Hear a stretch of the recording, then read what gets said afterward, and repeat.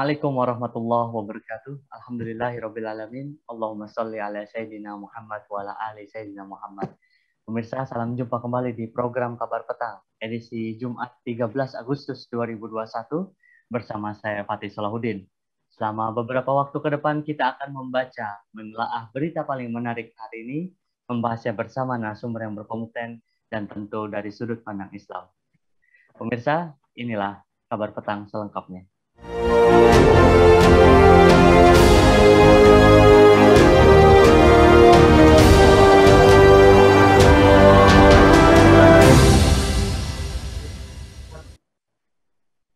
Tahun Baru Islam punya makna spesial bagi umat Muslim. Berikut sejumlah makna Tahun Baru Islam yang jatuh pada 1 Muharram, dan pada tahun ini Tahun Baru Islam atau 1 Muharram 1443 Hijriah jatuh pada Selasa 10 Agustus 2021. Tahun Baru Islam sendiri menandai peristiwa hijrahnya Nabi Muhammad SAW dari Mekah ke Madinah pada 622 Masehi. Hijrah sendiri punya makna penting bagi umat Muslim. Setelah peristiwa hijrah itu, Islam mengalami perkembangan pesat dengan penyebaran yang semakin luas.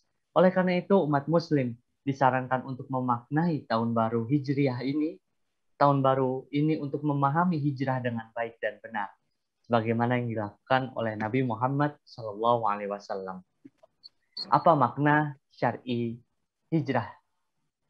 Bagaimana Islam mampu menjadi solusi atas krisis pada saat ini? Bagaimana cara mewujudkan perubahan dalam dunia Muslim? Pemirsa, untuk membahasnya kami telah terhubung dengan Tabayun Center Ustadz Lutfi Hidayat. Assalamualaikum Ustadz.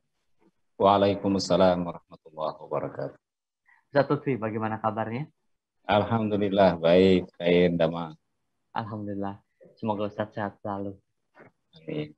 Baik Ustadz, langsung di pertanyaan pertama saya pada diskusi kita pada Kabar Petang hari ini. Ustadz Lutfi, alhamdulillah kita kembali bertemu dengan awal tahun hijrah. Kali ini kita memasuki tahun 1443 hijrah. Apa sebenarnya Ustadz makna syar'i hijrah dan bagaimana cara kita sebagai umat Muslim memaknai hijrah? Silakan Ustadz. Baik. Bismillahirrahmanirrahim. Assalamualaikum warahmatullahi wabarakatuh. Alhamdulillah wassalatu wassalamu ala Rasulillah wa ala alihi wa ashabihi wa mawala. Sebelum kita memaknai makna hijrah itu dari sisi syariat atau dari sisi istilah, ada sedikit baiknya lah kita melihat bagaimana dari sisi bahasa. Kalau dari sisi bahasa, hijrah itu dari asalnya dari tiga kata dalam bahasa Arab, hajara. Artinya adalah berpindah, intiqal atau khuruj. Ya. Nah, khuruj dari hal-hal yang keluar dari hal-hal yang negatif, kemudian menuju hal-hal yang positif. Itu secara bahasa. Namun kita tidak boleh ya berhenti pada sisi makna bahasa. Jadi kita harus lihat bagaimana peristiwa atau makna syar'i, makna istilah hijrah itu dari sudut pandang Islam. Nah, hadirin rahimakumullah, hijrah itu adalah merupakan al-khuruj, al-intiqal min dari kufrin ila daril Islam. Hijrah adalah perpindahan keluar ya, berpindah dari darul kufri ya, dari darul kufri negara kufur kepada negara Islam. Para ulama menjelaskan bahwa yang dimaksudkan negara kufur itu adalah ketika hukum yang diberlakukan dan keamanannya itu adalah bukan di tangan kaum muslimin atau di tangan orang-orang kafir. Jadi sederhananya adalah bahwa darul kufri itu adalah negara yang diberlakukan sistem atau tata aturannya adalah bukan dari Islam dan keamanannya pun adalah di tangan keamanan bukan kaum muslimin. Kepada darul Islam ya, dari darul kufri, darul Islam. Kemudian darul Islam itu adalah di mana keamanannya dan sistem atau hukum yang diberlakukan itu adalah hukum-hukum Islam. Oleh sebab itu, inilah yang harus kita ambil, makna syariat inilah yang kita ambil karena inilah yang digali oleh para ulama yang sesuai dengan peristiwa hijrah yang dilakukan oleh baginda Rasulullah Sallallahu Alaihi Wasallam dan beserta para sahabat. Jadi saat itu kaum muslimin di Mekah adalah hukum yang berlaku dan keamanan-keamanan yang diberlakukan di Makkah saat itu adalah di tangan Abu Jahal, di tangan orang-orang kafir. Kemudian saat itu Rasulullah Sallallahu Alaihi Wasallam ya ketika hijrah di Madinah diawali suatu peristiwa yang sangat bersejarah, yakni Baiat Aqabah yang kedua, yang menunjukkan di Baiat Aqabah yang kedua tersebut para kekuatan-kekuatan yang ada di Madinah, yang kalau dalam konteks saat ini adalah tentaranya ya dan hukum-hukumnya setelah Rasulullah SAW di Madinah itu adalah hukum-hukum Islam. Oleh sebab itu para ulama sepakat bahwasanya makna daripada hijrah itu adalah secara syar'i dalam pandangan syariat Islam, dan itu juga dibuktikan dengan apa yang dilakukan oleh baginda Rasulullah SAW dengan para sahabat, yakni perpindahan al-intiqal al-khuruj min dari kufrin ila dari Islam, dari Makkah saat itu kepada Madinah yang dipimpin oleh baginda Rasulullah SAW yang menerapkan syariat Islam secara kafah, secara menyeluruh dalam negara Madinah. Itu Mas. Baik, Ustadz, kini sejak runtuhnya Daulah Islamiyah yang terakhir, yakni Khilafah Utsmaniyah pada tahun 1924, Ustadz. Dan sejak itu kaum muslim kembali berada di kekungkungan ideologi yang bukan Islam atau sistem jahiliyah. Tentu mungkin hijrah ini benar, Ustadz. Saat ini bukan saja masih relevan, tapi sebuah keniscayaan, Ustadz. Nah, Ustadz, bagaimana agar kaum muslim bisa bangkit kembali, Ustadz? Ya, di dalam kitab At-Thariq dijelaskan bahwa seseorang atau satu masyarakat itu bisa akan bangkit dia dalam konteks hijrah itu adalah dia al-khuruj, ya keluar dari keadaan yang buruk kepada keadaan yang lebih baik. Itu adalah yang pertama, ada 3 hal. Yang pertama itu mereka harus melihat bahwa keadaan itu memang rusak, ya keadaan itu buruk. Karena Ustaz, bahwa ada orang yang kadang-kadang tidak menyadari bahwa keadaan itu buruk, padahal keadaan itu buruk. Nah, jadi untuk prasyarat pertama, masyarakat kita itu bisa kita sadarkan agar mereka hijrah dari kondisi keburukan menjadi kepada kebaikan, rahmat daripada Islam, itu kita harus sadarkan bahwa mereka harus mengihsas, mengindra bahwa keadaan tersebut buruk. Nah, kemudian yang kedua, ya masyarakat yang akan berubah, masyarakat yang akan berhijrah dari kondisi buruk tadi yang dia sudah pahami kepada kondisi yang lebih baik. Yang kedua, dia harus memahami, mendapatkan gambaran bagaimana masyarakat yang lebih baik tersebut. Nah, katakanlah pada konteks saat ini, ya, bahwa di negeri-negeri Islam itu dikungkung oleh aturan, ya, tata kehidupan yang dihimpit oleh sistem kapitalisme dan atau ya kadang-kadang sosialisme atau kadang-kadang kehidupan kapitalisme dengan campuran dengan sosialisme. Ini harus kita sadarkan. Kita harus menyadarkan kepada umat bahwa keadaan ini bukan baik-baik saja. Meskipun kaum muslimin adalah mayoritas, tetapi berbagai kebijakan-kebijakan, aturan-aturan seringkali merugikan kaum muslimin. Terlebih dalam masalah-masalah harta, dalam masalah-masalah aspek ekonomi. Ini jelas ya kondisi kapitalisme itu sangat mengungkung kehidupan kaum muslimin. Ini harus kita jelaskan. Kalau mereka tidak menyadari bahwa kondisi itu adalah buruk, tidak mungkin mereka akan berpindah kepada kondisi yang lebih baik gitu. Dan yang ketiga, ya tadi yang pertama adalah mereka paham kondisi ini buruk, ya kita jelaskan bagaimana keburukan kapitalisme, kita jelaskan bagaimana keburukan sosialisme. Yang kedua, mereka juga harus paham bagaimana masyarakat, bagaimana ekonomi, bagaimana politik, ya bagaimana sosial kemasyarakatan dalam pandangan Islam. Nah, jadi yang ketiga adalah bagaimana metodologi, bagaimana cara, dan itu cara tersebut tidak boleh satu ujung rambut pun ya lepas dari bagaimana yang dicontohkan oleh baginda Rasulullah Sallallahu Alaihi Wasallam. Jadi 3 itulah Mas Fatih, ya agar masyarakat itu bisa kita bangkitkan, kita lakukan 3 hal tersebut, yakni yang pertama menyadarkan kondisi yang ada, kemudian menjelaskan kondisi yang ideal yang akan dituju, yang akan dihijrah. Kemudian yang ketiga adalah bagaimana cara, bagaimana metode, bagaimana jalan yang harus ditempuh, yang tidak lain bagi seorang mukmin itu adalah mencontoh baginda Rasulullah Sallallahu Alaihi Wasallam.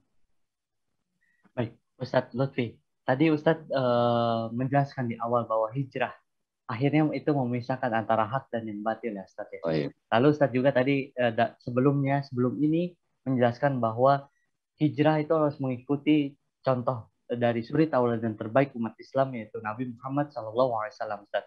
Nah Ustadz, bagaimana Ustadz agar bagaimana maksud saya cara Rasulullah SAW membangun umat Islam yang terbaik ini Ustadz? Baik, Masya Allah ya. Nah, kita sudah maklum laqad kana lakum fi Rasulillahi uswatun hasanah. Sungguh-sungguh, dan ini wajib kita menjadikan Rasulullah SAW sebagai suri tauladan di dalam bertingkah laku, berbuat, termasuk bagaimana Rasulullah SAW melakukan suatu perubahan ya dari kondisi buruk kepada kondisi yang baik atau dalam hijrah seperti ini. Hadirin rahimakumullah, ada satu hal yang harus betul-betul kita cermati. Kata kuncinya adalah dakwah, ya, bahwa Rasulullah SAW melakukan dakwah, dan ini adalah karakter daripada para nabi yang senantiasa diutus Allah Subhanahu Wa Taala untuk melakukan dakwah, ya, tanpa kekerasan. Nah, kalau kita telisik lebih dalam lagi, apa yang dicontohkan Rasulullah, apa yang dilakukan Rasulullah dengan para sahabat ketika mau melakukan perubahan dari kondisi jahiliyah Mekah seperti Madinah. Yang pertama itu adalah baginda Rasulullah SAW melakukan pembinaan, melakukan pengkaderan, tasqif dalam bahasa Arabnya. Jadi Rasulullah SAW menancapkan apa tadi? Kalau kita tadi katakan bahwa akan berubah ya kepada yang hal yang lebih baik, makanya kaidah-kaidah, pemikiran-pemikiran, hal-hal yang akan kita tuju yang lebih baik tersebut ditancapkan. Al-Quran banyak sekali memberikan gambaran bagaimana esensi hidup di dalam Islam. Jadi akidah Islamnya selama kurang lebih 13 tahun ditancapkan oleh baginda Rasulullah SAW. Para sahabat ya dibacakan Al-Quran tentang bagaimana visi misi hidup seorang Muslim, bagaimana kehidupan ini harus dijalani seorang mukmin, ya. Bagaimana seorang mukmin itu adalah senantiasa diawasi oleh Allah Subhanahu Wa Taala, dan hal-hal yang lain yang menjadi pemikiran-pemikiran, yang menjadi konsep-konsep yang dikabarkan Al-Quran, yang khasnya ayat-ayat Al-Quran di dalam fase Mekah itu adalah ayat-ayat yang terkait dengan makiyah, yang terkait dengan akhirat, yang terkait dengan bagaimana seorang mukmin ya dia hidup ini mau seperti apa. Jadi ayat-ayat yang terkait dengan akidah. Nah, kemudian yang kedua, ya, ketika Rasulullah SAW ya memberikan modal-modal akidah ini kepada para sahabat, ya, dan juga harus menjadi catatan apa yang dilakukan Rasulullah itu bukan sendirian.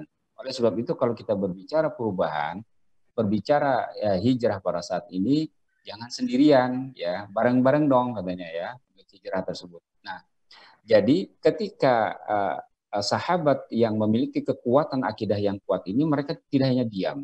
Yang kedua adalah mereka berinteraksi dengan masyarakat. Ya. Mereka melakukan berbagai penjelasan kepada masyarakat. Nah, ini adalah dalam tahap dakwah disebut dengan tafa'ul ma'al ummah. Berinteraksi dengan masyarakat, menjelaskan mana yang tadi ya, mana yang buruk, mana yang benar. Nah, kalau dalam konteks sekarang adalah kita menjelaskan apa sih keburukan-keburukan kapitalisme? Apa sih kerugian-kerugian daripada sosialisme komunisme? Karena memang kenyataannya pada di masyarakat prinsip-prinsip pemikiran seperti itu berkembang. Ya, bagaimana hancurnya politik akibat demokrasi begitu. Bagaimana hukum hancur akibat kapitalisme, ya. Uang di atas segalanya, ya. Hukum itu bagaikan pisau, ya. Dia tajam ke bawah, tumpul ke atas. Ini kita jelaskan ke masyarakat, kemudian memberikan pandangan-pandangan Islam terhadap persoalan-persoalan ini. Nah, inilah yang ditempuh oleh Rasulullah SAW. Inilah yang seharusnya kita jadikan contoh dan suri tauladan. Rasulullah melakukan berbagai penjelasan yang bersifat pemikiran. Yang disentuh adalah akal. Dan pada saat itu Rasulullah SAW tidak menggunakan kekerasan. Jadi inilah Mas Fatih yang kita harus contoh, ya, bagaimana cara atau kita berubah ya dari kondisi keterpurukan, dari kondisi jahiliyah, kalau sekarang barangkali jahiliyah modern, kepada apa yang diridhai Allah Subhanahu wa taala, yakni Islam. Demikian. Ustaz, kalau Ustaz melihat tadi, bagaimana Ustaz melihat umat Islam saat ini, Ustaz? Dan bagaimana Islam saat ini mampu menjadi solusi atas krisis yang dialami oleh seluruh umat Islam, krisis dunia yang dialami pada saat ini, Ustaz? Al-Islamu ya'lu wa la yu'la alaih. Islam itu adalah tinggi dan tidak ada yang lebih tinggi daripada Islam. Hanya kita harus melihat dan membedakan, ada Islam suatu sisi, ya, ada umat Islam. Kondisi umat Islam memang saat ini terpuruk, ya. Kondisi perekonomian mereka begitu. Kemudian kondisi sosial kemasyarakatan mereka, kondisi pendidikan, bahkan ya beberapa waktu yang lalu ada data yang mengatakan kondisi orang-orang yang terkaya itu 600.000 kali lipat daripada kaum muslimin, ya, secara keseluruhan. Jadi memang kondisinya sangat menyedihkan. Secara fisik kaum muslimin dikooptasi oleh keadaan yang sangat merugikan mereka. Di berbagai belahan bumi mereka selalu dinistakan. Darah mereka dengan mudah dihancurkan. Bahkan kita masih ingat kaum muslimin di Palestina pada saat bulan puasa yang lalu, kata mereka, kami di sini sholat itu seolah-olah 6 kali, ya. Kalau kita 5 kali, mereka 6 kali. Karena apa? Tambah sholat jenazah, gitu ya. Nah, betapa kondisi kaum muslimin di Palestina, di Rohingya dan sebagainya itu sangat terpuruk. Kenapa sesungguhnya ini terjadi? Karena apa? Karena mereka sudah lepas dengan Islam. Nah, maksudnya di sini adalah lepas dengan Islam secara kafah, secara menyeluruh. Adapun memang betul bahwa Islam itu, ya, secara akidah, secara itikadi mereka muslim, bukan kafir. Akan tetapi di negeri mereka berada, ya, ekonomi, sistem politik, sistem sosial kemasyarakatan, sistem hukum, itu semua adalah bukan bersumber daripada Islam. Disinilah yang kita maksudkan bahwa ketika syariat Islam itu tidak dilaksanakan di negeri-negeri Islam, posisi kaum muslimin terpuruk, apalagi kondisi mereka kalau minoritas. Mereka yang barangkali masih tidak tertindas secara fisik di suatu negeri kaum muslimin itu karena mereka masih mayoritas. Jadi itulah kondisi kaum muslimin pada saat ini. Oleh sebab itu konteks hijrah ini sangat penting kita pahami, bahwa mirip sekali kondisi seperti ini seperti Makkah pada saat itu, yang kondisi Rasulullah dengan para sahabat itu dihina, dicaci, bahkan dibunuh. Kemudian Rasulullah terus melakukan perjuangan. Rasulullah dan para sahabat terus para sahabat mendalami Islam, dibacakan ayat Al-Quran. Kemudian ketika di Madinah, mereka menjadi suatu institusi masyarakat yang melaksanakan syariat Islam secara menyeluruh. Demikian. Baik, Ustaz. Sekilas Ustaz menjelaskan mengenai kondisi umat Islam yang terpuruk, Ustaz. Baik adapun yang secara telah menjadi minoritas itu pasti akan dizolimi habis-habisan, maupun belum merasakan itu karena umat Islam masih mayoritas di sebuah wilayah, Ustaz.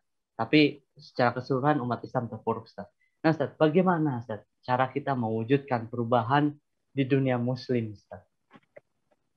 Kata kuncinya adalah dakwah, kembali lagi, bahwa kita harus jelaskan kepada umat Islam bahwa kondisi yang terjadi itu adalah merupakan akibat, ya, akibat tidak dilaksanakannya, akibat umat Islam ini jauh daripada Islam. Itu adalah rumus yang tidak bisa kita ubah.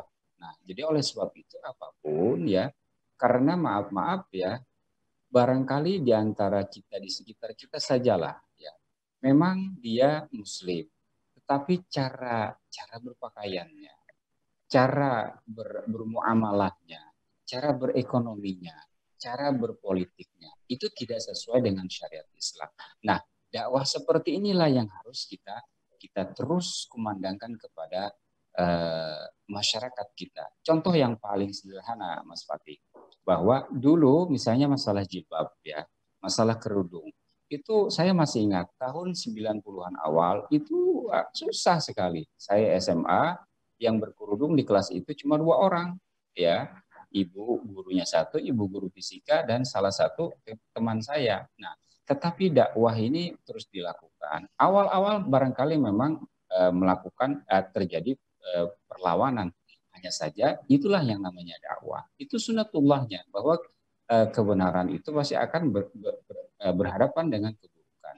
Tetapi tidak ada cara lain kecuali dengan menjelaskan hal seperti ini. Dan terbukti kan pada saat ini alhamdulillah dengan izin Allah ya orang banyak berkerudung, bahkan ada klub-klub hijab gitu ya. Nah, demikian pula dengan misalnya masalah ekonomi ya. Ketika dahulu kaum muslimin istilahnya tidak menyadari bahwa buruknya dan apa namanya buruknya riba begitu. Terus saja banyak yang menjelaskan bagaimana dosa riba, bagaimana akibat riba dalam kehidupan ekonomi dan sebagainya. Dengan izin Allah luar biasa sekarang.